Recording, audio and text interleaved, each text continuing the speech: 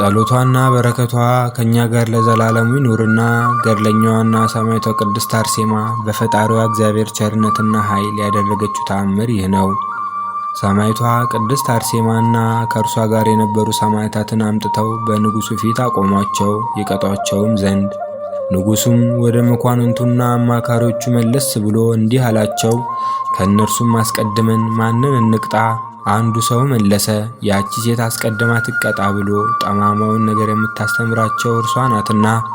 ዳግመኛም በግራ በኩል ካሉት የንጉሡ አማካሪዎች አንዱ ተነስቶ እንዲህ አለ፣ የሴቶች ልብ ደካማ ነውና ስለዚህ ጎልማሶች ወንዶች ይቀጡ። ወንዶቹ ጎልማሶች በጽኑ ቅጣት ሲቀጡ ባየች ጊዜ ፈርታ ወደ ኋላ ትመለሳለች። ተገዝታም ለንጉሥ ትሰግዳለች። ከራእይ የተነሳ ሳትፈራ መቀጣትን ብትወስንም አስቀድመን አንቅጣት፣ በእርሷ ላይ እንዲህ ያለ ደም ግባትን አናጥፋ። እሊህ ወንዶች ጎልማሶች ግን በጭንቅ ይቀጡ፣ አራዊትንም በእነርሱ ላይ እንስደድ። ይህ ምክር ንጉሥን ደስ አሰኘው። ምሰሶዎችንም በፊቱ በሰፊ ምድር ይተክሉ ዘንድ አዘዘ። በእያንዳንዱ ምሰሶ የኋሊት የግርንግሪት ያስሯቸው ዘንድ በእነርሱም ላይ ጨካኞች አራዊትን ይሰዱ ዘንድ። ቅዱሳን ሰማዕታትም ይህንን በሰሙ ጊዜ ወደ ተባረከችው ፍጥረት መለስ ብለው እንዲህ አሏት፣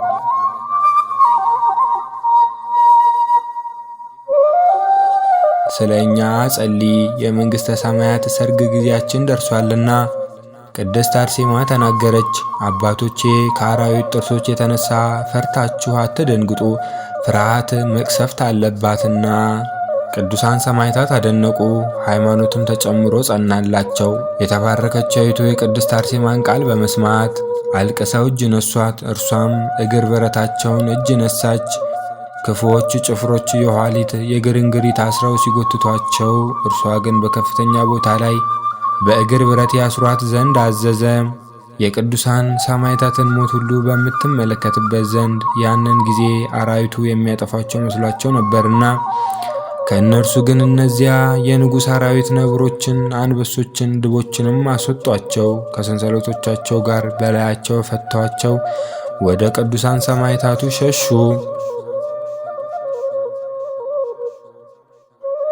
በፊታቸው የሰገዱ አሉ፣ ጠረናቸውንም ያሸተቱ አሉ፣ የፊታቸውንም ወዝ የላሱ አሉ፣ በእግሮቻቸው በታች የተኙ አሉ፣ በፊታቸው የወደቁና በጅራታቸው የዳሰሷቸው አሉ። ንጉሥ ይህንን ተአምር ባየ ጊዜ እጅግ አደነቀ፣ እጆቹንም ጸፍቶ ራሱን ነቀነቀ። ንጉሡም አራዊቱንም ጠባቆቹንም አዘዛቸው ወደ ማደሪያቸው ያስገቧቸው ዘንድ። ጠባቆቻቸውም ወደ እነርሱ በቀረቡ ጊዜ በእነርሱ ላይ ጮኹ፣ አጉረመረሙ፣ ይገድሏቸውም ዘንድ ጀመሩ። ጠባቆቻቸውም ወደ ንጉሡና እርሱ ወዳለባት አቅጣጫ ሸሹ። አራዊቱም ጨክነው ይገድሏቸው ዘንድ በሮጡ ጊዜ ንጉሡ ዙፋኑን እስከ መተው ደርሶ እየወደቀና እየተነሳ ሸሸ።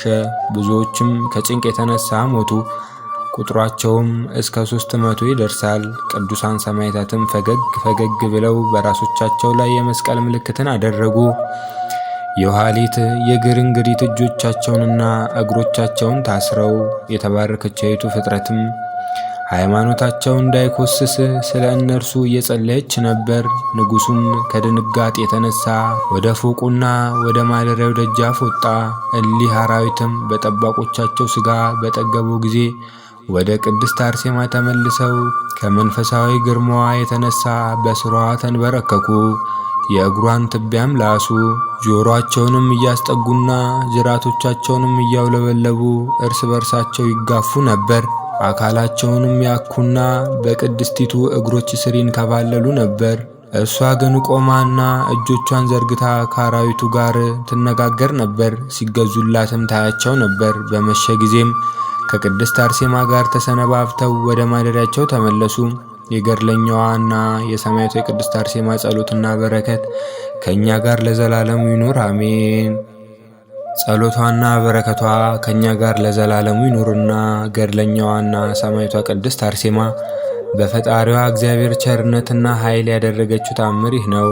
ገድለኛዋና ሰማዕቷ ቅድስት አርሴማ የድርጣድስ መንግሥት መዲና በምትሆን በአርመንያ ሀገር ሳለች ንጉሥ ድርጣድስ ከእርሱ ጋር ትኖር ዘንድ ፈለገ።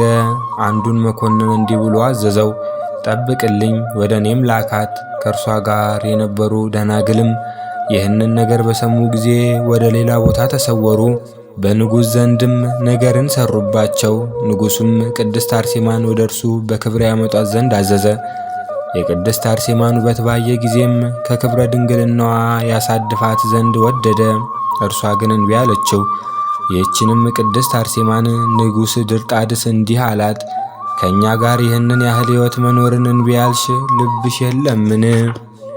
መልሳ እንዲህ አለችው፣ የሰማዩ እጅግ የሚበልጥና የሚልቅ ነው።